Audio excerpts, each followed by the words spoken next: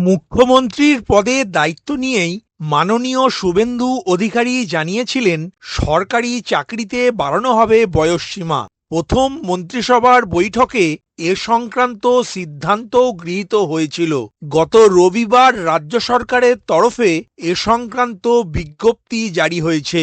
ফলে যারা দীর্ঘদিন ধরে সরকারি চাকরির জন্য প্রস্তুতি নিচ্ছিলেন তাদের মুখে যে হাসি ফুটেছে তা বলার অপেক্ষা রাখে না। নির্বাচনী প্রতিশ্রুতিতে বিজেপি নেতারা বারবার বলেছিলেন বাংলায় তারা ক্ষমতায় এলে আবার নিয়োগ হবে, বেকারত্ব ঘুচবে।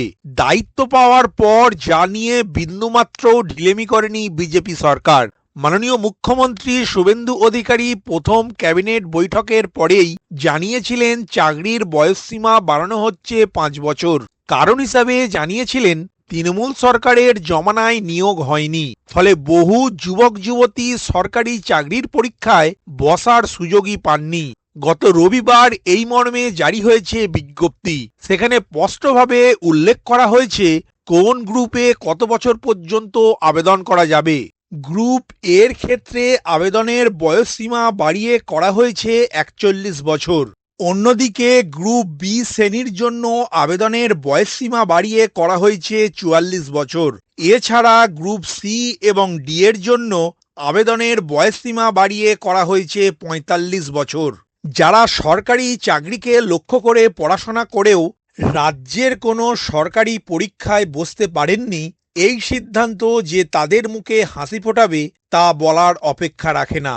তবে এই সিদ্ধান্ত খুশি হলেও কেউ কেউ ব্যক্তিগতভাবে লাভ দেখতে পাচ্ছেন না।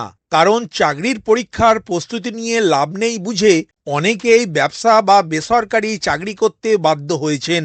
মহিলাদের অনেকেরই বিয়ে হয়ে গিয়েছে। এত বছর পর পরীক্ষার প্রস্তুতি নিয়ে আদৌ তাতে পাস করা সম্ভব হবে কিনা সেই প্রশ্নও তুলেছেন চাকরি প্রার্থীদের একাংশ। ভিডিওটি প্রথম থেকে শেষ পর্যন্ত দেখার জন্য ধন্যবাদ। এই ইনফরমেটিভ আজকের আপডেটটি আপনার বন্ধু ও পরিচিতদের জানাতে বেশি বেশি করে শেয়ার করবেন। আর অবশ্যই কমেন্ট করবেন ভিডিও সম্বন্ধে আপনার কোনো ডাউট বা জিজ্ঞাসা থাকলে, এবং আপনার কোনো মতামত জানাবেন। ভালো থাকবেন, সুস্থ থাকবেন।